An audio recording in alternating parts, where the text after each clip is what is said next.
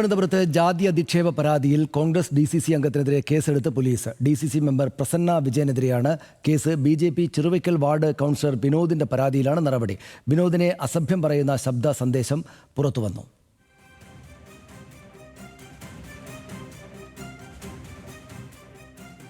ഇന്നലെ മടത്തടയിൽ പോയി അപമാനം സഹിച്ച് വരേണ്ടി വന്നാ വെച്ചേ ഞാൻ ആടി തകർത്തളഞ്ഞ് കിടക്കണം. കാരണം അവർക്കെല്ലാം ആ പെരയമാർക്കും പറയമാർക്കും ഒക്കെ എല്ലാവർക്കും സ്വാഗതം പറയാൻ അറിയാം. നീ ആര് അവരെയൊക്കെ കീഴ്വിട്ടില്ല കിടക്കണ പെലേൻ്റെ. ഞാൻ ഉണ്ടായിരുന്നെങ്കിൽ ഇന്നലെ സ്റ്റേജിൽ കയറി അടിയായനെ അവിടെ. അത് എന്നെ ഒന്ന് മടവളെ അമ്പി പറഞ്ഞ നീ ഇല്ലാത്ത നല്ല കാലമൊന്നും. അമ്പിയും ഭയങ്കര ദേഷ്യം. ഞങ്ങൾക്കേ തോന്നോ കുട്ടാ നിന്നെ കൊച്ചാക്കിയ വിഷമം. പക്ഷെ ഞാൻ കമ്മിറ്റിയിലൊക്കെ നേരെ ശക്തമായിട്ട് പ്രതികരിച്ചിട്ടുണ്ട്. ബിജു പീറ്ററെ ഒരു പെലയുണ്ടല്ലോ അവനാണ് ഇപ്പം ഇതിൻ്റെയൊക്കെ പിറകിലെന്നാണ് പറയണത്.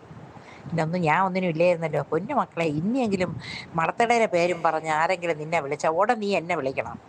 ഞാൻ പറഞ്ഞു തരും മടത്തട എന്തെങ്കിലും പരിപാടി ഉണ്ടെങ്കിൽ.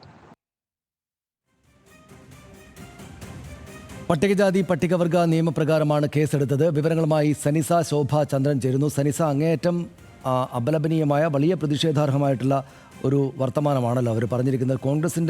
കോൺഗ്രസ് പോലൊരു പാർട്ടിയുടെ DCC അംഗമാണ് എന്നൊക്കെ പറയുമ്പോൾ അവരെ ഉടനടി പാർട്ടി തന്നെയും പുറത്താക്കേണ്ടുന്ന തരത്തിലുള്ള വർത്തമാനമാണല്ലോ അവർ പറഞ്ഞിരിക്കുന്നത്. എന്താണ് അതിൻ്റെ ഒരു സാഹചര്യം? എന്ത് നടപടികളാണ് അതിലേക്ക് സ്വീകരിക്കുന്നത് പാർട്ടിയും മറ്റുള്ളവരും?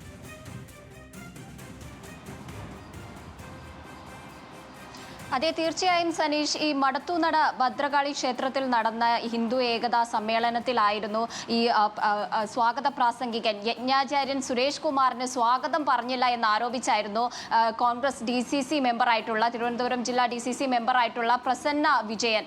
ഇവർ ഈ പരിപാടിയിൽ പങ്കെടുത്തിട്ട് പോലുമില്ല. എന്നിട്ട് ഇവർ വാട്സപ്പ് വഴി ഈ ചെറുവയ്ക്കൽ വാർഡ് കൗൺസിലറായിട്ടുള്ള വിനോദിനെ ഇത്തരത്തിൽ ജാതിപ്പേരടക്കം പറഞ്ഞ് അസഭ്യം പറയുന്ന ഓഡിയോ ആണ് ഇപ്പോൾ പുറത്തു വന്നിട്ടുള്ളത്. വലിയ രീതിയിലുള്ള ജാതി അധിക്ഷേപമാണ് ഇവർ നടത്തിയിരിക്കുന്നത്. ഇപ്പോൾ ഈ വിനോദിന്റെ പരാതിയിൽ ശ്രീകാര്യം പോലീസ് കേസെടുത്ത് അന്വേഷണം ആരംഭിച്ചിട്ടുണ്ട്. വലിയ തരത്തിലുള്ള ഒരു അധിക്ഷേപമാണ് നടത്തിയിരിക്കുന്നത്. അത് അധിക്ഷേപം നടത്തിയത് കൂടാതെ തന്നെ ഇവർ ഈ ഓഡിയോ വലിയ രീതിയിൽ പ്രചരിപ്പിച്ചതായും പരാതി ഉയർന്നിട്ടുണ്ട്. IT ആക്ട് പ്രകാരവും കേസെടുത്തിട്ടുണ്ട്. പട്ടികവർഗ പട്ടികജാതി വകുപ്പ് പ്രകാരം കേസെടുത്തിട്ടുണ്ട്.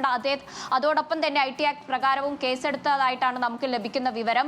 ഇപ്പോൾ നമുക്ക് അറിയാം, കോൺഗ്രസിന്റെ DCC മെമ്പറാണ് ഇത്തരത്തിൽ വലിയൊരു അധിക്ഷേപം നടത്തിയിരിക്കുന്നത്. അതിന്റെ അടിസ്ഥാനത്തിൽ ഇവർക്കെതിരെ നടപടിയൊക്കെ എടുക്കേണ്ട ഒരു സാഹചര്യം നിലവിലുണ്ട്. പക്ഷേ അതിലേക്കൊന്നും ഇപ്പോൾ കോൺഗ്രസ് പാർട്ടി കടന്നിട്ടില്ല. അതിലേക്കൊക്കെ എത്തേണ്ടതായിട്ടുണ്ട്. നിലവിൽ വിനോദ് ഇത്തരത്തിൽ അധിക്ഷേപം നേരിട്ടത് താൻ മാത്രമല്ല, തന്റെ കൂടെ ഉണ്ടായിരുന്ന ആലത്തറ കൗൺസിലർക്കെതിരെയും ഇതേപോലെ അധിക്ഷേപം നടത്തിയിട്ടുണ്ട്.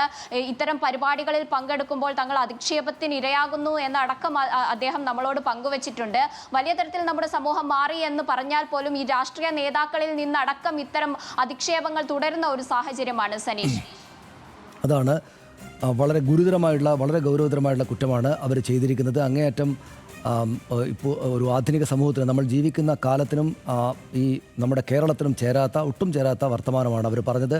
അതിശക്തമായിട്ടുള്ള നടപടികൾ നിയമപരമായിട്ട് അവർക്കെതിരെ എടുക്കേണ്ടതാണ്. പക്ഷേ കോൺഗ്രസ് ഈ സമയത്ത് തന്നെ അവരെ പുറത്താക്കേണ്ടതായിരുന്നു. പക്ഷേ അതുണ്ടായിട്ടില്ല. അതുണ്ടാകുമെന്ന് നമുക്ക് പ്രതീക്ഷിക്കാം.